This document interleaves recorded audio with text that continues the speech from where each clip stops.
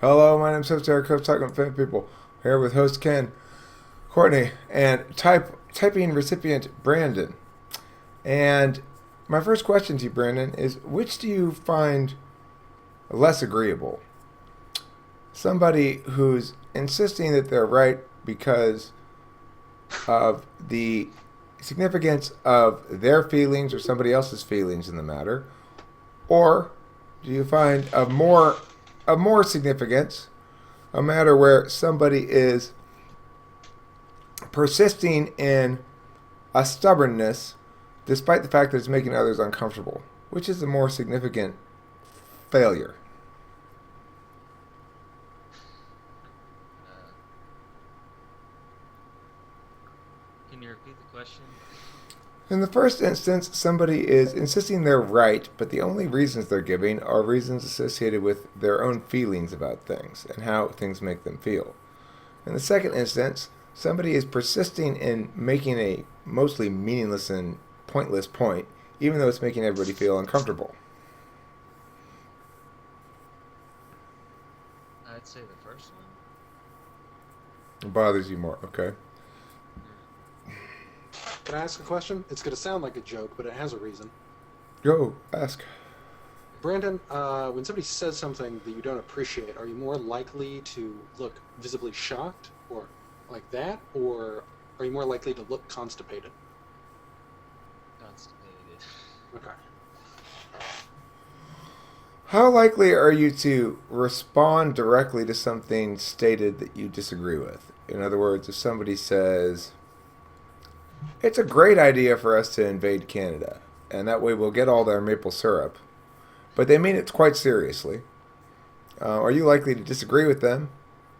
And if so, how? Um, no, I'm not very argumentative with strangers, but if someone I know, I would definitely speak up. If I'm understanding the question right. Yeah, you're understanding it right. Do you think truth is created or discovered? Excuse me? Do you think truth is created or discovered?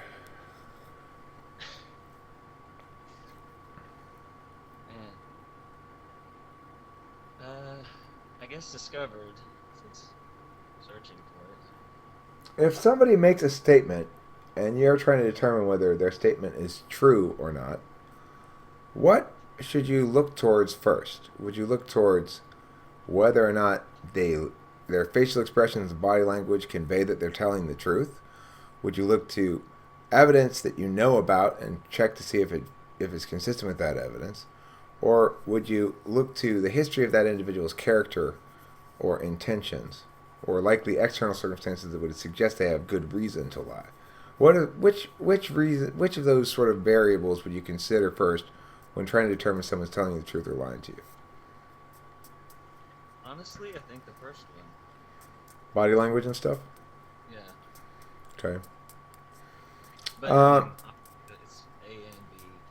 Why it's kind of hard for me to choose. It depends on the situation, I guess. are you better at singing a song or drawing a picture? Singing. Terrible at drawing. Are you better at coming up with a lot of different possible ideas about how you might voice something, change something, phrase something, explore something? Or are you better at knowing which of those possibilities is the best one?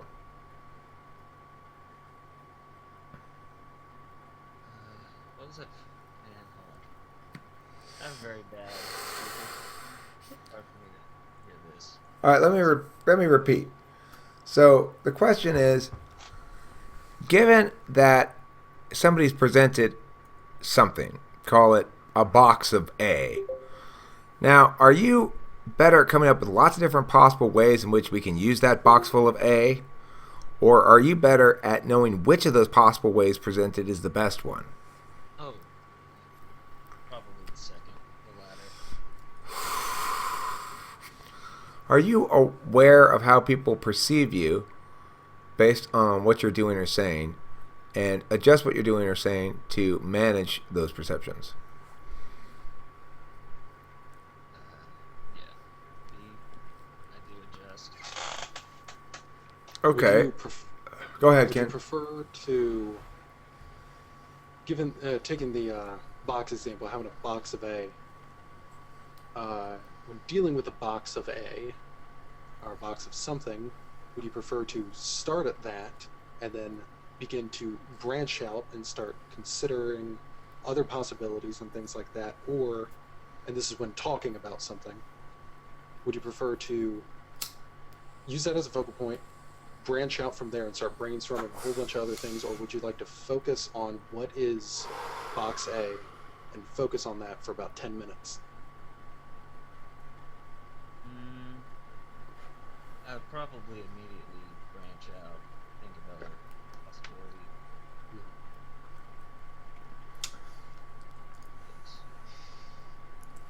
I know it's kind of difficult. It's Okay. Are you somebody who's likely to spend a lot of time thinking about a given course of action until you're certain that it's the course of action you want to pursue, and run the risk of not taking action in time? Or are you somebody who's more likely to take action too fast and then try to scramble to fix any mistakes and or take advantage of any opportunities? Definitely the first. Okay. Describe to me, or which style of grocery shopping trip is more yours? When you go to buy groceries, do you always get the same thing and know what you're going to get and get in and out quickly? Do you have a list? Do you complete the things on the list and then check to make sure you haven't forgotten anything? Or do you just sort of run in there and go by the seat of your pants, or what? Tell me about how you shop for groceries. Wow. I guess it depends. I'm putting all the past 3 or 4 grocery store trips together. One I had a list, one I went in randomly, and one I got the same thing I usually get. But I'm kind of like a habit forming person, so I usually get the same thing. I know exactly what I want.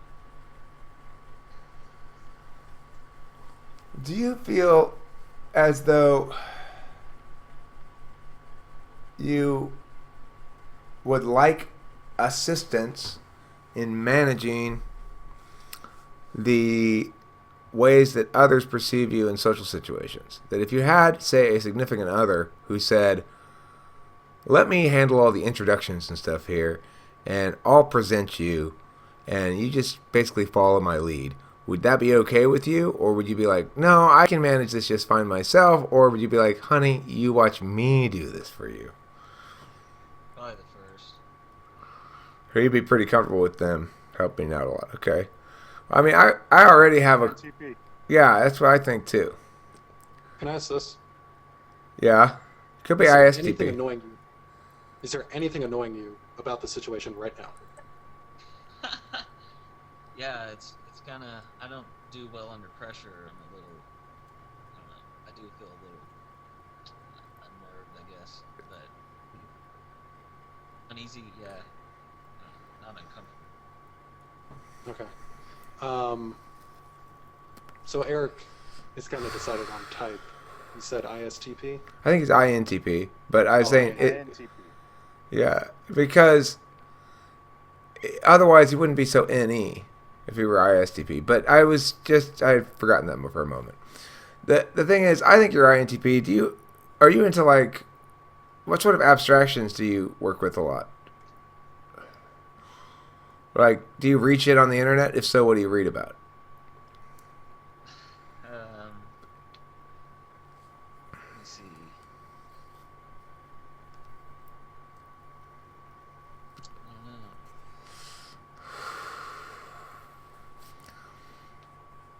What sort of thing do you do in your spare time? Would you be more likely to watch TV or make something? Brandon, tell them what you read about. He is into, like, ancient mythology and kind of like metaphysics, lucid dreaming, meditation. I INTP. haven't read that stuff in a long time, but I definitely Conspiracy theories. What do you think about? I mean, when you're going about the day and there's nobody, you're not talking to anybody, you're walking down the street, you're not having any music on. What are you thinking about? Today, for example. What I like to do most of the time is try to grasp all the synchronicities that are happening, like in your everyday life. That's what I think about a lot. I think about the music that I'm hearing on the radio, what people have said to me, how my day is going.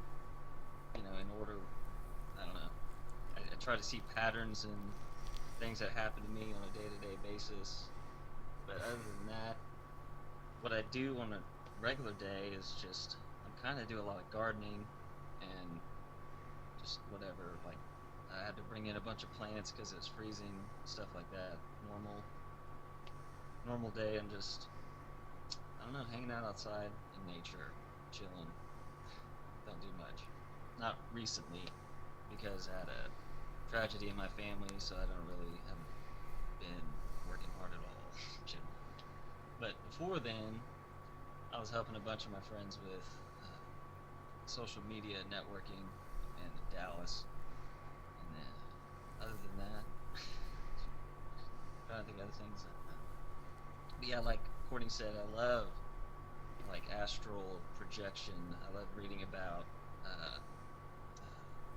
lucid dreamings and remote viewing, stuff like that, because I've experienced a lot of when I used to meditate, like just 3 or 4 times a day, and I'd experienced a lot of crazy things, and it was mostly experiencing it and then looking into it. So yeah, she's right. I enjoy learning about it. I enjoy watching movies about it. What do you think Question. it... Go ahead, Ken. When you were talking about, like, earlier you were discussing, like, patterns and things like that, but also tying that into, like, the lucid dreaming and different things. Is that something... I'm trying to figure out how to phrase this question, because I'm trying to discern between 2 different indicators. So, do you feel like those patterns and things like that, do you feel like lucid dreaming, sort of those sort of metaphysics in a way, does it seem like those things to a certain extent are you, and then you're trying to find ways to explore those? You're trying to find other tool sets or... Can I ask the ways question of more operating? effectively, Ken? He's asking, what's with the magical thinking? Did you come to it from rationality, or are you fundamentally non-rational first and are incorporating rationality second? I'm trying to rationalize a bunch of zany, unrational stuff that just happened to me. I don't know. It's just I started waking up in my dreams, and I noticed how it would interact with my day-to-day life. Like whenever I would take something, like a medication or something, I'd have a dream of me vomiting it up. And later on, I'd find out that it had some really bad side effects or something. So just every day, like almost back in 2012, 2013, when this happened all the time. But I'm definitely trying to think rational person. I definitely think I live inside my head a lot, so I don't know. That's hard. So Eric, this is kind of what I was driving at. I was trying to discern that maybe he could be INTJ. I was trying to see if the NI or NI propensities were dominant or not. I know he kind of... Do you think the way he's acting, does that seem like inferior FE to you, or does it seem like tertiary FI or something like that? Well, he indicated he's had a tragedy in the family. He looks to me like he's somebody who's discombobulated by that. But I don't think he's displaying his normal identity as a consequence. I think he's thinking about that stuff. But what I want to know is, how do you react to my referring to that stuff as magical thinking? Do you consider that term derisive? Are you comfortable with it? Or do you feel you need to understand what I mean more by it?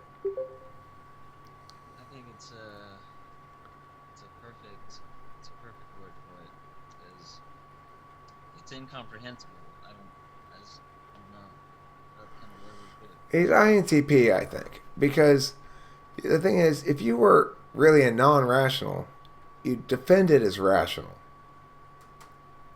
And you're not defending it as rational. Yeah, sure. Because a non-rational, like, when I get into arguments with people, it's not because they say, oh, well, I'm engaged in this non-rational thing that's non-rational, because then there's nothing to argue about. It's because they're telling me the most logical thing is for you to believe this stuff. And that may be true for that person because of non-rational reasons, but it's not going to be true for me probably, and that's where the dispute's going to come in. I was just curious because when you've talked about magical thinking in the past, I don't think I've ever gotten defensive about that. Maybe, I guess what I'm saying is I've never gotten defensive about the term magical thinking, even if I have gotten defensive when somebody's... Well, religious people don't like it when you refer to their religion as magical thinking. Even though I refer to my religion as magical thinking. I don't know. I didn't think it was stultifying or condescending or anything. It's just I'm used to a lot of stultifications. It doesn't offend me at all.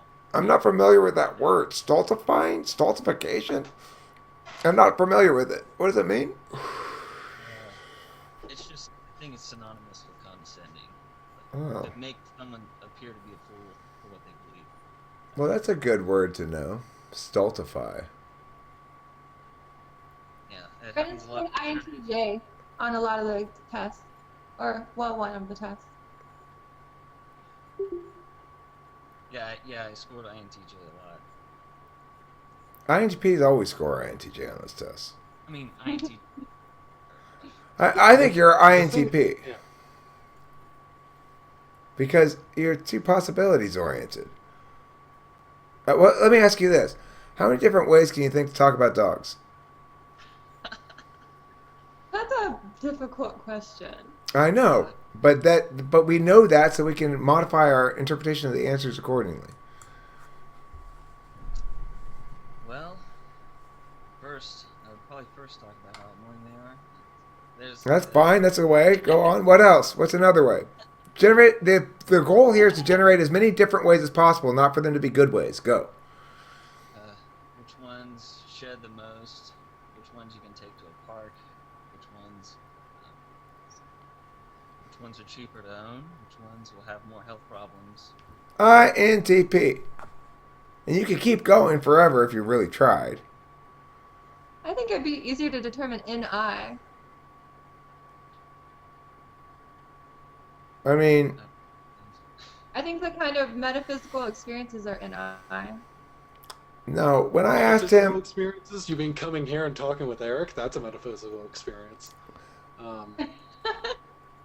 I mean, they're here's dream and lucid dreams and things like that. one thing I thought was interesting is the initial question I had asked.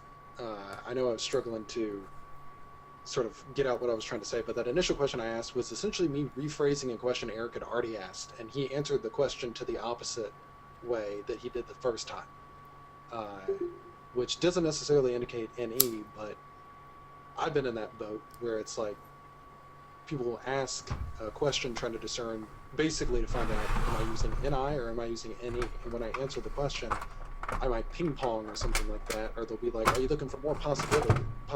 Like I was asking the question, would he rather focus on a topic for 10 minutes? Brandon, what's your on Really? religion? Yeah, you gonna do that? You gonna do that to me? Every time? Courtly? Oh, I'm sorry. I didn't hear you. Mm-hmm. Okay, right. Shit, what was I talking about? What was I talking about? He answered the question difference, and when you were in that situation, you So could still tell. here's the thing. Here's the thing. Because in somebody asking me a question, I have difficulty with tests, especially when people are asking questions like that. I'd say you could be INTP, you could be INTJ. I'd say read more into it. because with tests, I have this issue where it's like on most of the tests I've taken, I scores INFP. And I do not think that I'm an INFP, but it's this weird thing that when I'm reading questions or I'm being asked questions, I'll answer them a certain way. That's not necessarily how I actually think, but it's because I don't really understand what the main point of the question is, or what the question's supposed to be trying to figure out. And so when I was asking, would you rather delve into a topic, talking about a particular thing for 10 minutes, or branch off, you were like, yeah, I'd kind of want to branch off. I was thinking to myself, well, the introverted intuition thing would be to focus on it for 10 minutes, which I like doing in certain situations, but when I encounter that question, or when I've encountered it in the past, and people are like, would you rather branch off or focus? I think branch off, because I do get bored. So it's like, it depends on the circumstance. If it's something you're really into, then I think even INTPs could sit there and focus on something if it's something they were really into. But if they're not, then it's like, I don't know, I feel like just that question alone is... Yeah, let me ask a tri-type question. I think it's a good idea. If you are dealing with the emotion of anger, in other words, you encounter conflict in the world, are you most likely to respond to that conflict with anger? Are you most likely to try to smooth things over so that everyone's happy with each other? Or are you most likely to try to distance yourself from the conflict and say, that's not on me, you guys started that conflict, you guys figure it out? Which of those three? Throw down, make peace, or stay away? Usually make peace. Okay. Next question. In order to deal with the issue of shame in one's life, we usually approach it in one of three ways. We either help people or are really helpful, and so therefore we're not ashamed of ourselves because everybody likes us or values us because we're helpful. Or next one, we achieve a lot, in which case we show, see, I'm high achieving, so I don't have to feel shame. Or number 4, we distance ourselves from existing social mores and say, I reject your standards of success on either of those vectors. I'm an individual. I stand apart. And therefore we needn't feel shame because we've rejected that which would attempt to shame us. Which of those three is primarily you? Help, achieve, or rebel? I'd say help with a little sprinkle of rebellion. Okay. And then the last question is, how do you deal with the emotion of fear? Do you attempt to understand things so well that there's nothing to fear because you're mentally prepared for everything? Do you attempt to nest and kind of hide away by avoiding things that are unknown or potentially scary? Or do you play to keep yourself busy playing so that you don't notice the bad stuff? So you either think a lot, you protect yourself a lot, nest a lot, or you play so much that you're not paying any attention. You don't have to worry about the fear because you're busy distracted by something. Okay, so that makes you a 592. What tri-type is that? Let's find out. On the next episode of Talking with Famous People. Bum, ba, ba, da, da, da, da, da, da.